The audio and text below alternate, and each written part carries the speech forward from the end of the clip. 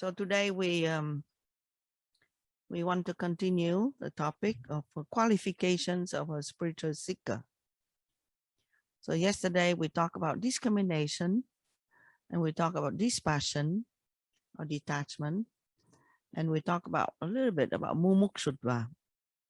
Okay, we talk about how discrimination is the most important thing to know the difference between what is the self and what is the not self. And the problem is that we always get confused between the self and the not self. So the association of the Atman, the self, with the mind makes that you think that you are the mind. So whatever the mind thinks, then you think this is what you are. And that is a big problem, the biggest problem. So that's why discrimination is the most important virtue that you need to be able to always have that observance or that detachment to what you think.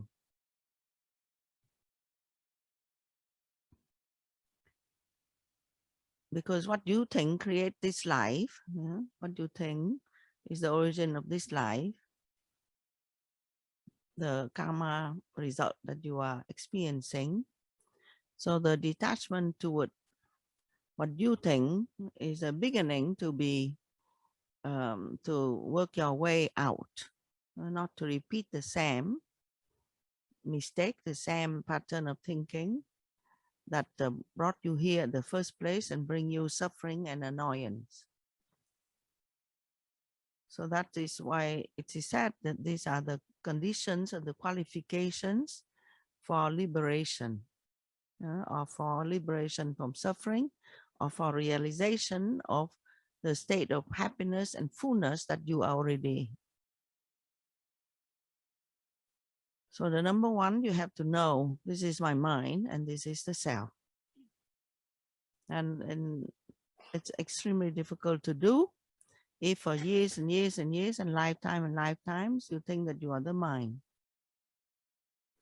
So that's why you need to accumulate a lot of sattva or purity in order for it to dawn in you. I say dawning, that means it comes. That realization comes. Oh, it's my mind. So you have to learn a long time, the patterns of the mind. And then you have to disassociate. Disassociate with the mind, and that is meditation.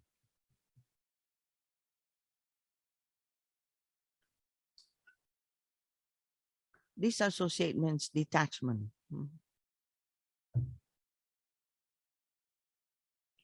So now, the talk of today morning is about the Shat Sampat, or the sixfold virtues. 6 kind of qualifications of the mind, or 6 virtues of the mind that you can acquire. Because the idea is that you are already the self Satchidananda, so you do not get something from outside. You do not improve yourself from outside. You do not improve yourself. Basically, you cannot improve yourself. The mind cannot. The mind is not something that, that is true. So that's why it's not about improving the mind, but it's about making the mind more sattvic, or more pure, in order for it to be able to reflect the self. It's about that. Okay? It's about cleansing of the mind, or taking care of the mind, so that you'll be able to see the self that is already there. So all these 6 qualities actually is what you will be endowed with when you practice yoga. So yoga is a technique to help you to get these qualities that would qualify your mind to be able to see yourself. Okay. So the number one is Ukosama, means tranquility. So tranquility of mind is something that you would get if you practice yoga. People that are very, very restless and very up and down, yeah, what they need to do, what we would tell them to do. If a person is up and down, up and down, up and down, what do we tell them to do? Those, you are yoga teacher, yoga health educator, what you will ask them to do? Ananda Krishna, what do you ask them to do? If a person come to you and they are very much up and down and up and down, what do you tell them to do?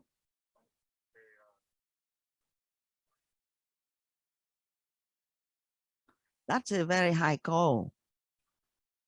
In order for you to be able to do that, for the person to be able to do that, what they need to do before that. Very good, thank you. They need to do asana and pranayama. That's all it is. Because why? Because when they do asana, they slow down. Yeah, they slow down. Everything slow down. They coordinate the body, the breath, everything slow down.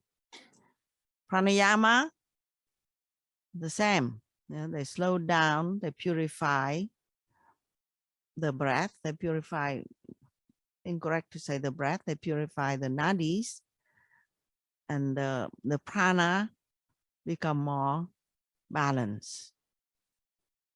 And that's already allowed them to have some insight, to have some vision, some kind of knowledge about the working of their own mind. And it bring them a little bit of peace and bring them a little bit of serenity. Plus, the yoga teaching give you also the Bhakti yoga teaching. The classical yoga teaching give you the techniques of controlling the emotions. Okay, so the emotions that make the mind stirred up, the emotions that make the mind become unsteady, yeah. That's why controlling the emotions, sublimating the emotions, that's more correct,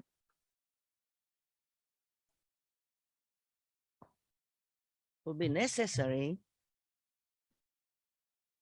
to sublimating the emotions will be necessary to calm down the mind. Okay. Sometimes we think that we are thinking and that makes us not be able to be peaceful, you know, but the thinking actually is being motivated by the emotions. The emotions behind that make the mind thinking and find different ways how to justify it or to project different idea and, you know, to explain different idea, but it's the emotions. Yeah. We are not exceptional. So, I mean, Sivananda said, you know, in this time, in this era, our emotions are predominant. So we need to work with our emotions and to calm the emotions, we have to do what? Bhakti yoga. And what you do in Bhakti yoga? You have to, number one, you do pranayama, that will help the emotions. Number two, that is you need to do chanting. That's very important. Chanting, expressing the divine love is very important, and practicing love. Bhakti yoga means practicing love, but not practicing attachment, but practicing love, called unconditional love. Okay, need to practice unconditional love so that you calm down. That's all it is. So that the mind calm down, and when the mind calm down, then you'll be able to see yourself. So all the yoga, bhakti yoga practice is to help you to do that. Because we are here separated, from our source, separated from ourselves, separated from our true nature. We feel lonely and we feel very, abundant in the dark, separated from divine mother, separated from divine father, separated from everything, and we have to live with people that we don't understand, so therefore very difficult to love them.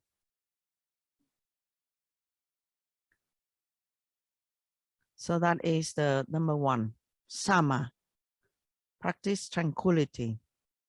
That means peace of mind. It's not just like tranquility means not talking, look like calm, but inside is a tornado inside. It's not that.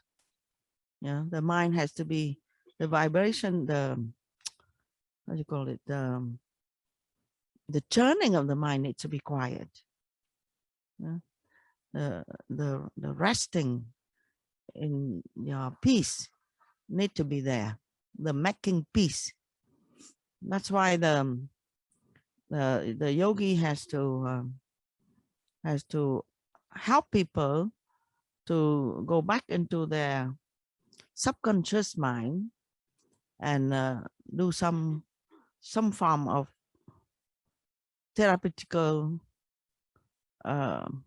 exercise, in order to heal, the hurt mind, the traumatized mind, the resentful mind, all these things that people carry in their mind because they have for a long time no knowledge of the self.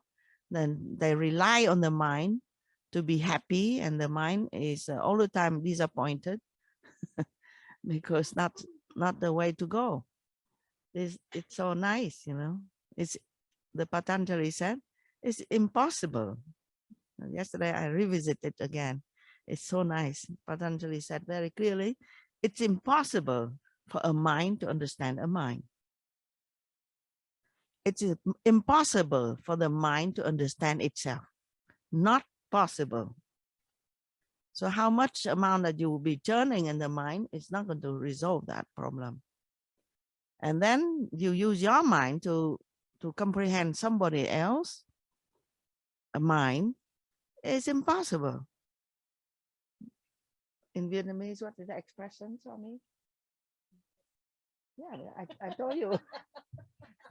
I told you in the satsang the other day. One will talk chicken and one will talk duck. Duck and chicken talking with each other. Vietnamese. Not possible. So that's why we have so much interpersonal conflict, because your mind is already so difficult for you to understand your mind, and then you use that mind to understand somebody else's mind. Oh my God, impossible. So that's why the turning inward to understand your own mind by calming the mind and by bringing light to your own mind will allow you to be to seeing other people's mind, not because you see other people's mind from your mind, but because the Atman that is shining in your mind will allow you to be able to see the Atman in somebody else's mind. You see that? Samsara. So,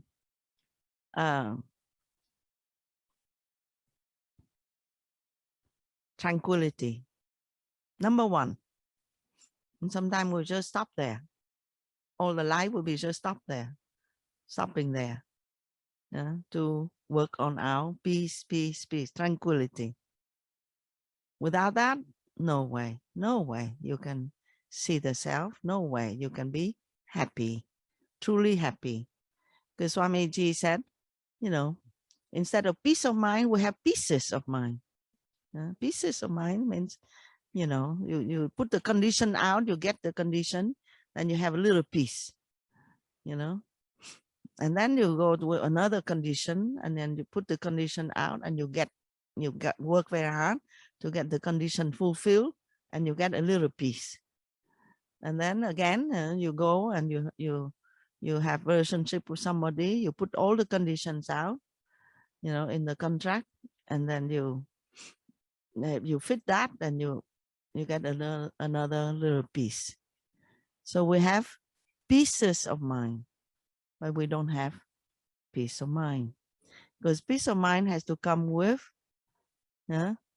some level of freedom, some level of comfort within yourself in all situations. If you are all the time, try to watch the condition, if it fits your condition, and then be in defensive, if it's not, you don't have peace of mind. And that is the unfortunate situation of most of us. That's what we have.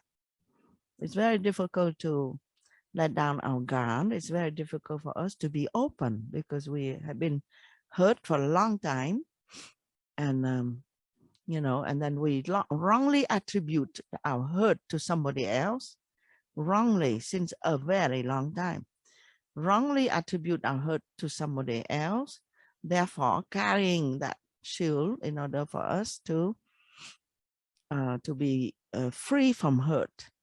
But it's not possible. In Vedanta, it is said that you constantly see the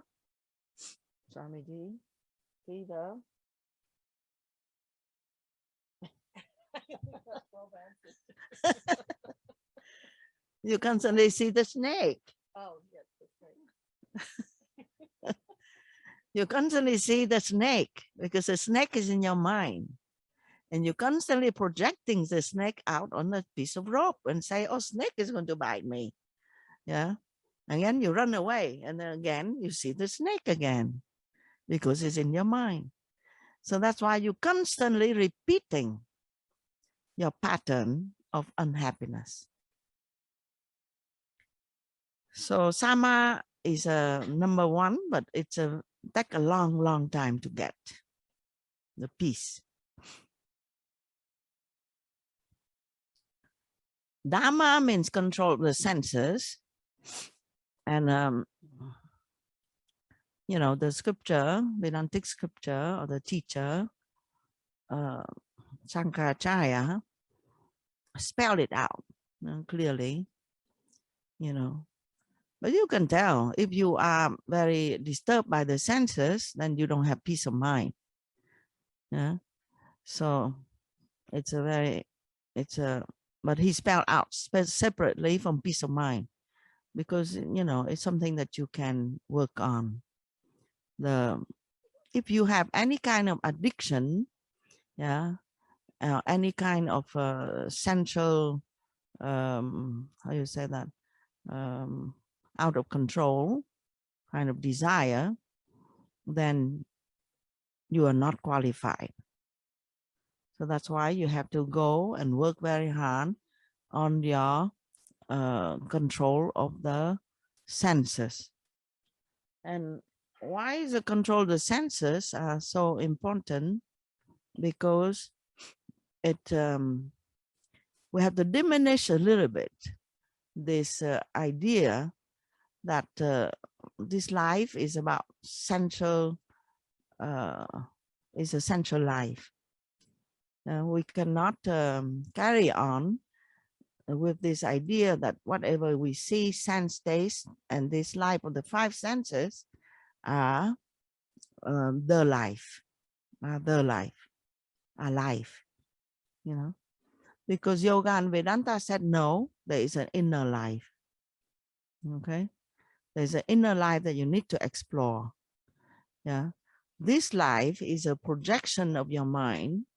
Yeah, and it's there to distract you. I'm sorry to say, this life with the senses are there to distract you. Okay, so if you can control the senses, then you have less distraction. Then you'll be able to realize yourself and see yourself. If you be able to turn inward. And the next one will be that called the uparati. Uparati means turning inward. The next one. That means you have to be able to lead an inner life, to be able to see yourself. You have to sort yourself out from within. All answers are from within. So if you are constantly hankering after something external, then you will not be able to do that. So uparati means resolutely turning away from the external, so then you can find you can sort yourself out from within. Okay, it's a control of the senses, but that goes with the withdrawing of the senses. That goes with the in yoga we call it the pratyahara. Pratyahara means the withdrawing the senses and start to be comfortable, turning inward. Okay, it's the beginning of meditation. It's meditation. Basically, you don't have any meditation success if you are not able to turn inward. Okay, so that's uparati, the condition number 3.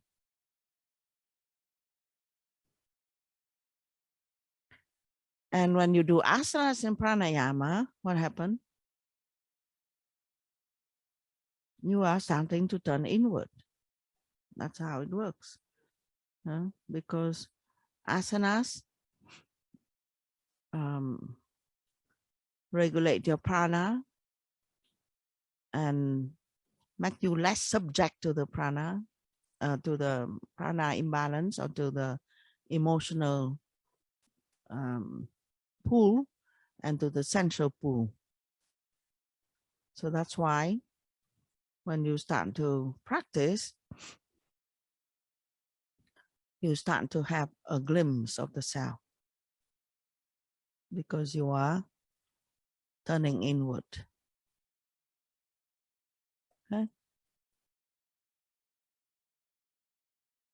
You're turning inward when you do the savasana, when you do the relaxation. Basically, you are turning inward. Yeah? You have a glimpse of kind of peace. Okay? And then the uparati, and then come the titiksha. Titiksha means endurance, forbearance and endurance. Yeah. This is very important, because you can turn inward, you try meditation, you do yoga, but then you don't see the happiness that is being promised.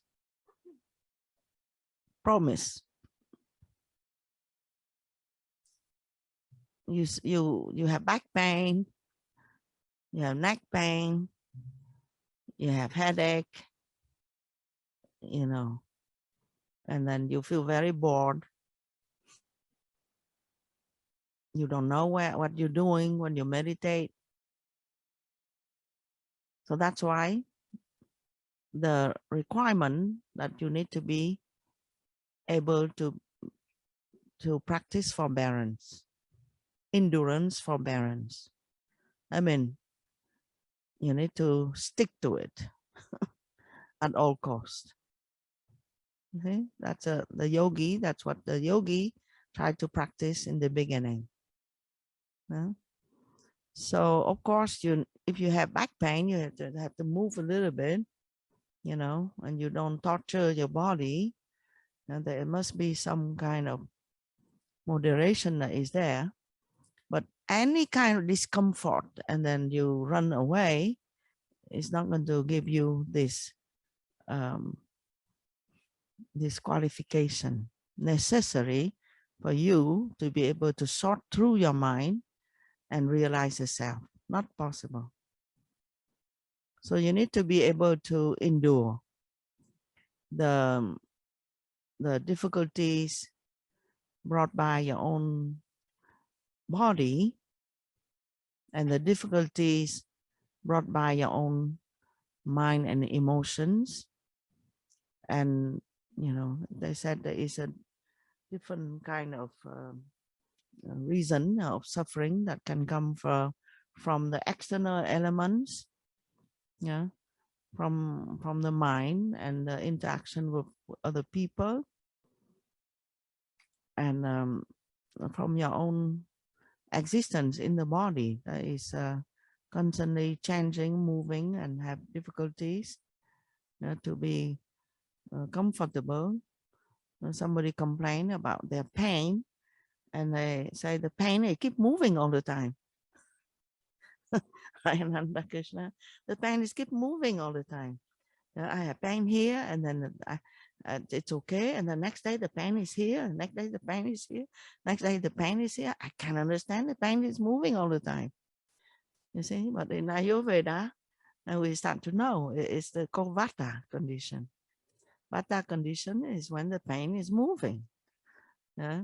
The Western medicine cannot understand that because they treat the symptoms, so they cannot understand why pain here and pain here has no relationship, why they keep moving. So you have to learn to endure. And the person that have this pain, because they worry, maybe behind it, they don't know, but they worry a lot. And worry create pain. Anxiety create pain. And then the more that you are worried and you are anxious because you have pain, and the more you have pain, and the more you not be able to have peace, the more you are not able to turn inward and have peace, then you are not qualified. You are still, working on the qualifications. Okay. So you need to be able to build up your strength and endurance. Swami Sivananda say, bear insult, bear injury. It's a pain. Somebody that says wrong thing about you is a pain. And hear people talking completely nonsense is a pain.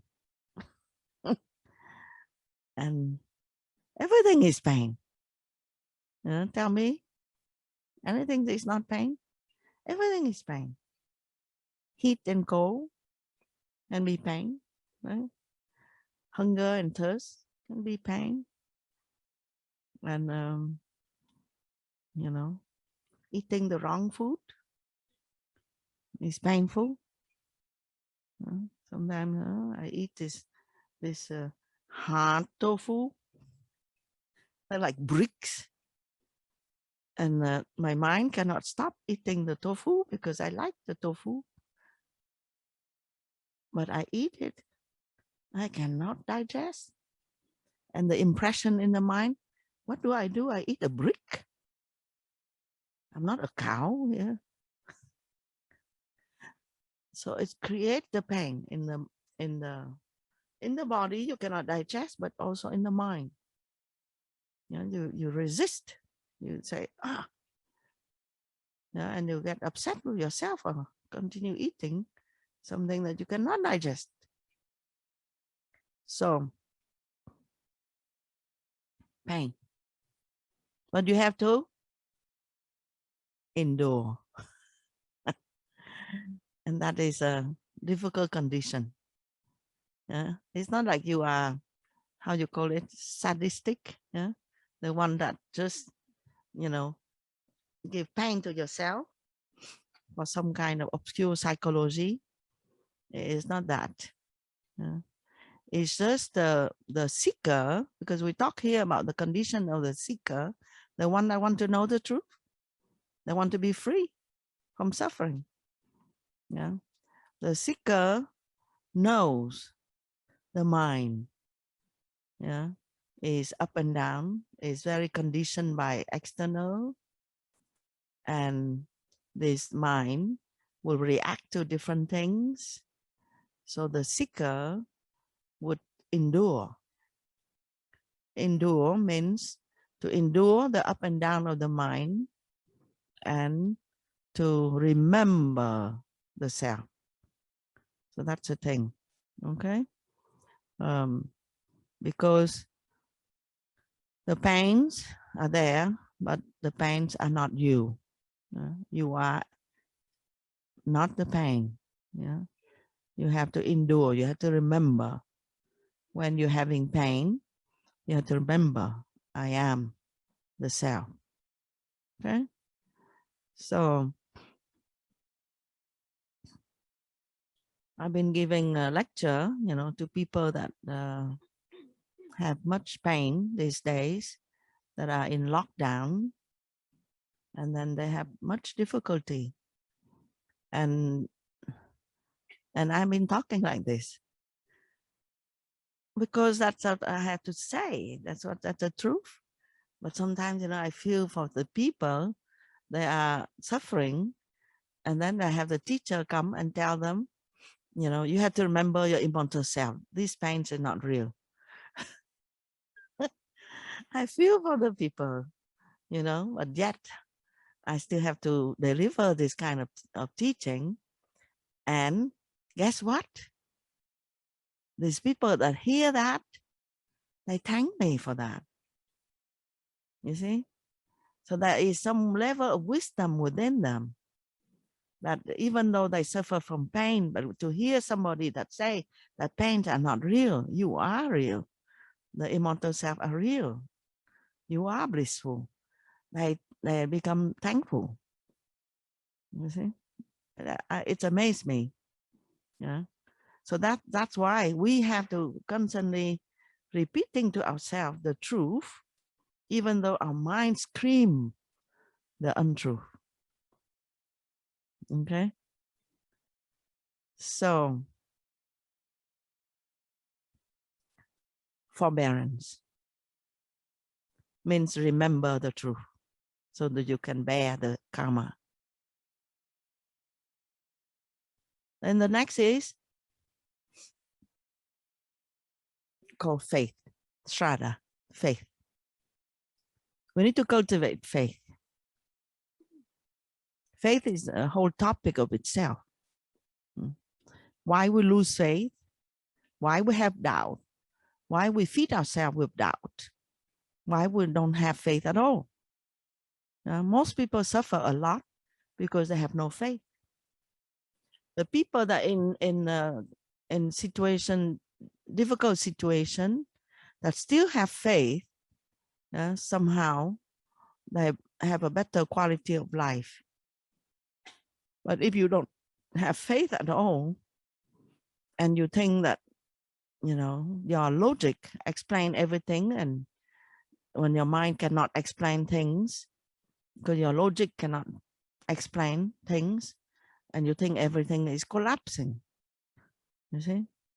But it's in some way, it's very good that everything is collapsing for you to realize the intellect is incapable to see the big picture and explain everything. So you have to resort to a different way.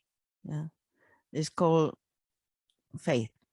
Faith is not blind faith, it's the knowledge, yeah, that you know, intuitive knowledge that you know from within, but you don't have necessary proof. So you have to keep practicing, keep going on the right road, keep practicing until you have direct experience. It might take a long time, but when you have direct experience, when you have the insight from within, then you don't need faith. Yeah, faith is there. You need it now because you don't see. You are in the dark, so you need faith. Yeah, when you cannot answer something, why this, why that, then you say, God knows. You know, I surrender to the wisdom of the universe. There must be a reason why things are like that. So I have faith that it will work itself out. Yeah. So there is also the faith in oneself, which is not equating to the self-confidence of the ego. It's not that. Okay. The faith in oneself means the wisdom from within to know that the inside of you will be able to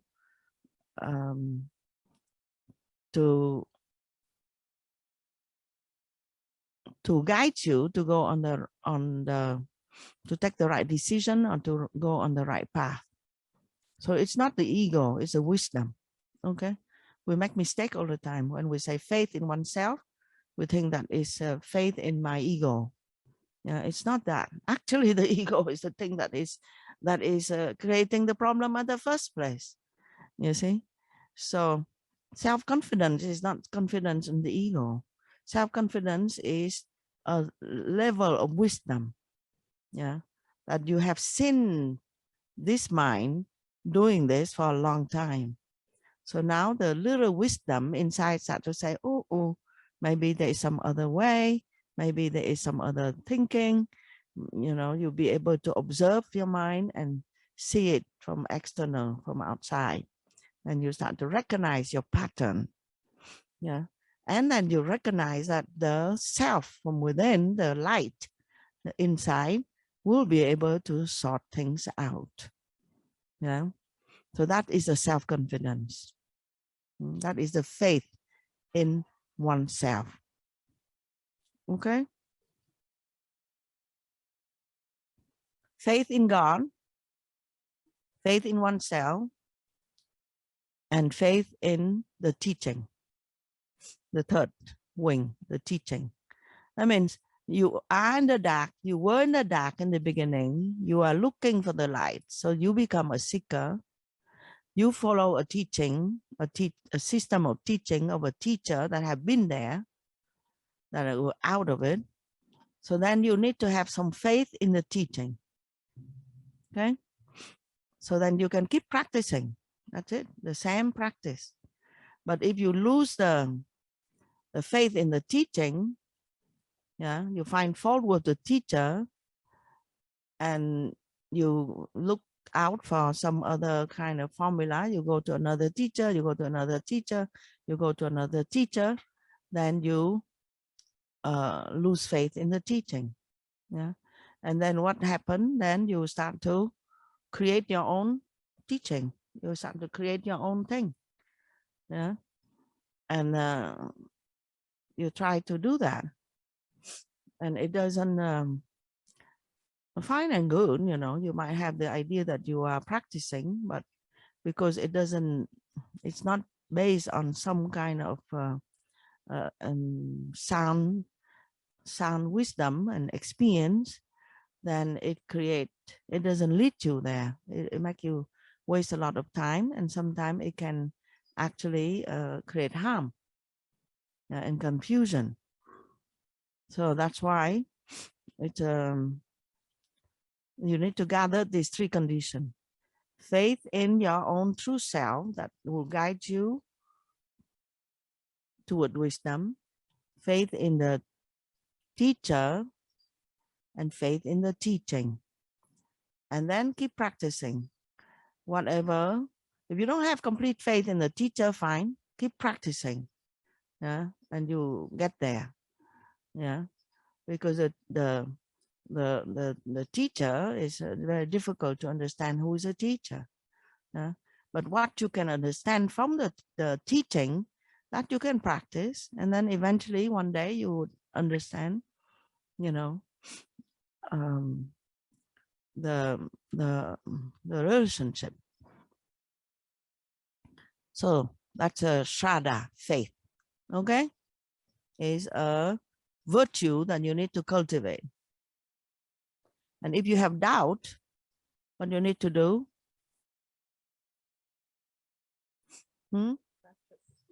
Practice. No, they say if you have doubt, the there's many things you can do, but Swamiji say practice. But the easiest thing to do if you have doubt is to hang out with those who have no doubt. Hang out is a American slang. I learned that. You don't hang out. Is you keep company, yeah, with people that have no doubt. I mean, you have satsanga, you see, more nicer and nicer words. Yeah, you keep satsanga, spiritual company with those who have no doubt. Okay. So in the beginning, I have a lot of doubt because I have a lot of questions. I don't have peace.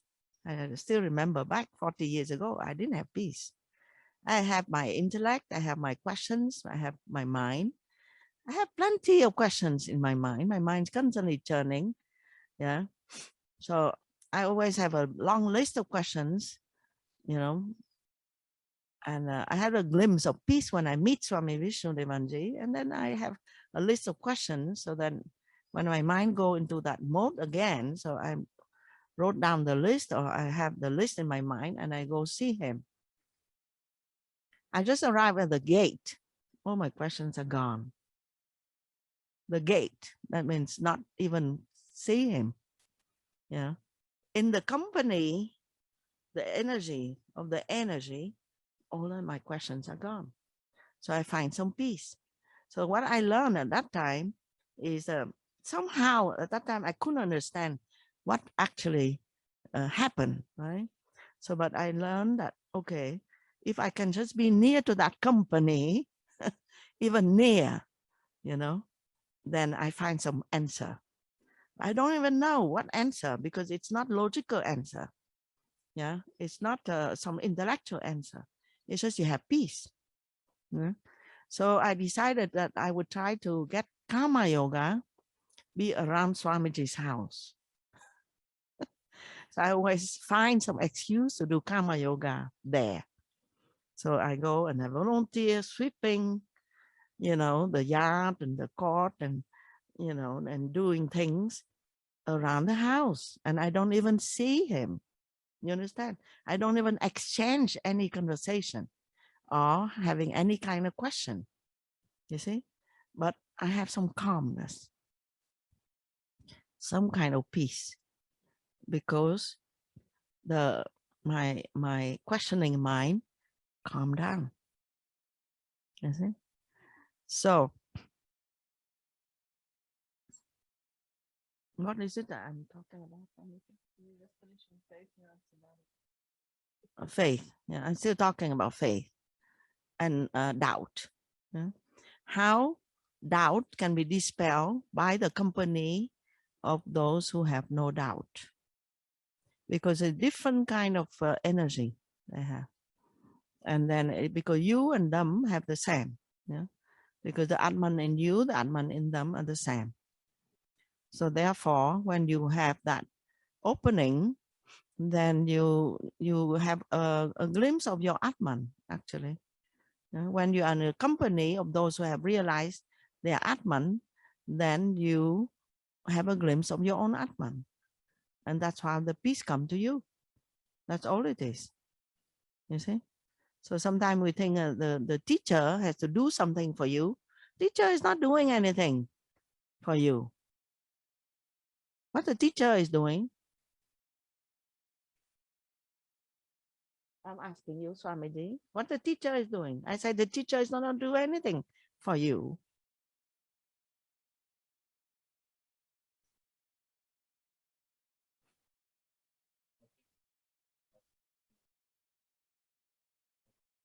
And not the teacher is not even helping. The teacher is being themselves. They live their life. They enjoy themselves. They live their life. They're not a babysitter and they're not helping anything. They're just being themselves. And when they are themselves in their company, you see yourself. That's it. Let's go satsanga. Yeah? You see yourself in their company. You see? So you think that the teacher has to do something. Say like that, it's not 100% true, but I just want to make a point. Okay? The teacher does also work very hard to to convey the teaching. You have 3 students here and you have a host of teachers, at least 6 teachers, 7 teachers that will be teaching the 3 people. You see? And then sometimes I talk for 2 hours and come back and completely drained because it's a lot of energy put out there, you know? So something you have a question?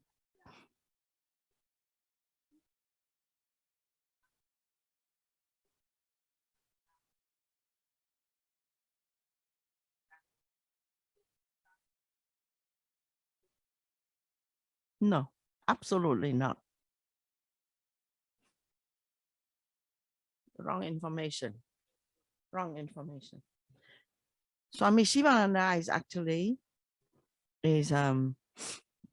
he was a medical doctor, and then he became a seeker, and then he's a wandering monk, wandering sadhu, and he meet with a sannyasi, a teacher, a sannyasi. He get the initiation into sannyas, and then he practiced. Then he stay and he practiced for 7 years. Very serious meditation in a little kutir, and go out taking alms or food, come back, meditate.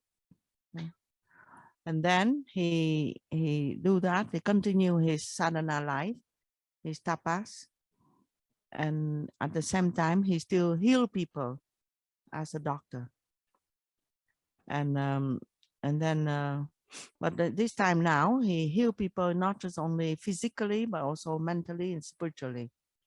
So people start to come to him, and then when they start to come to him a lot, and at that time he start to open the ashram.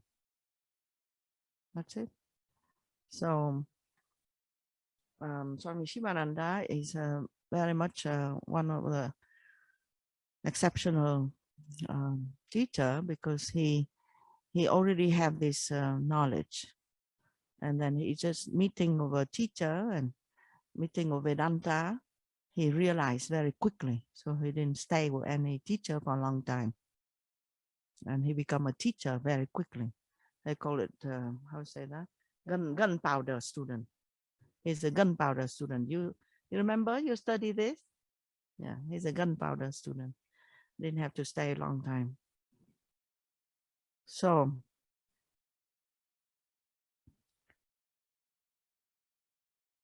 Swami Vishnudevanji is the same. He young age, he meet with Swami Shivananda, and then he stick to Swami Shivananda. He stay for 10 years or so, and he carry on working with Swami Shivananda his life.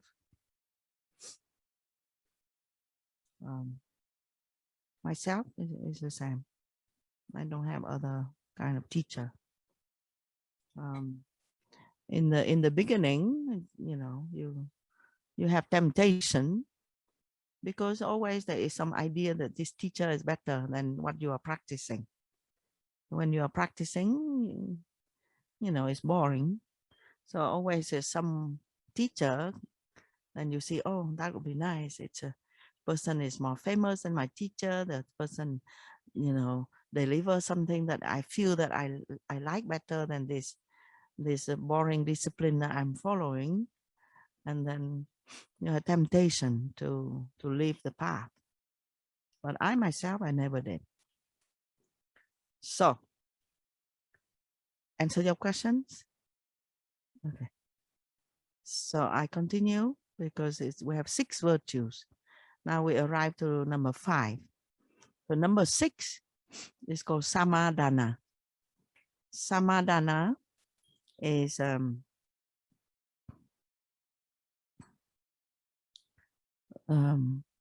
there's different translation, but one of my favorite translation is balance with attention. Okay. So after you have all this, you know, you carry the practice, and so then you become balanced. Okay. And it's necessary to be balanced in order for you to realize the self. Because if you are imbalanced, if you are very extreme in some way, yeah, then you would fall. Okay. Why that we avoid to be extreme? To be very good, Swamiji, extreme good. Yeah. Why? Because the extreme in something will have the opposite. So you will fall there. So the balance quality means you are good in everything, and you are keeping an eye on the goal, on your self all the time. So sometimes you fall a little bit, you go a little bit sideways, you know, a little bit. You get angry a little bit, you get sad a little bit, you get grieving a little bit, you get attached a little bit, fine. You see, but you don't never lose yourself. And you don't lose your path, and you don't lose yourself.